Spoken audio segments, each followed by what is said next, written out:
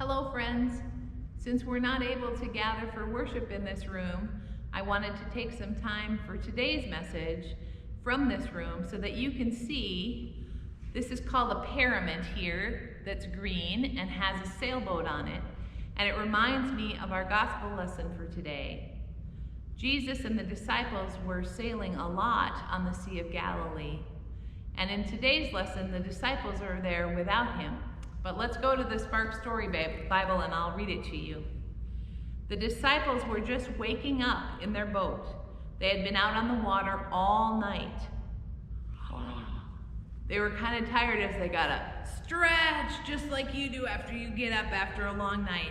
It was so early. The sun wasn't even up yet. Andrew rubbed his eyes and looked into the fog. "Hey," he whispered. "Do you see what I see?"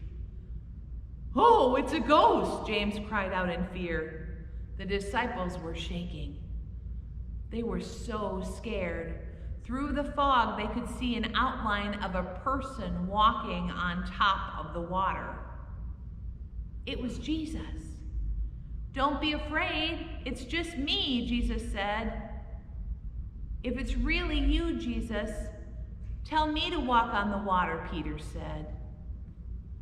"Okay," Jesus shrugged. "Come on out, Peter. The water's fine." So Peter swallowed hard and put one of his feet into the water, and plop! It didn't go under. And then he tried the other foot as he got out of the boat. Plop! There he was, standing on top of the water. He kept his eyes glued on Jesus as he took a few careful steps. He walked faster and faster. Splash, splash. But it was only his feet that were getting wet. Jesus smiled at him. Peter felt the wind blowing on his face. He took his eyes off Jesus and looked up at the dark clouds, and suddenly he was scared. Uh-oh. His ankles were getting wet. Uh-oh, his knees were getting wet. Peter was sinking. "Help me, Jesus, save me," he yelled.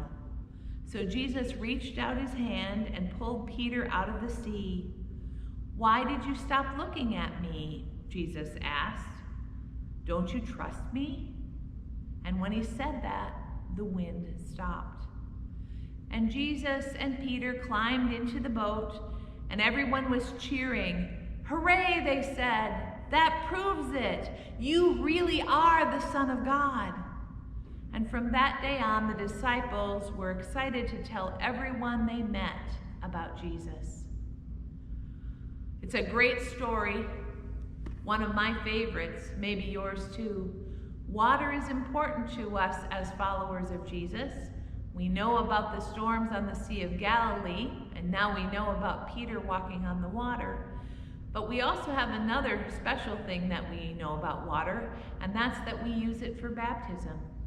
So as you think about this story and about Peter first seeing Jesus and keeping his eyes on him and then kind of going off on his own, remember that we are baptized and that we belong to God.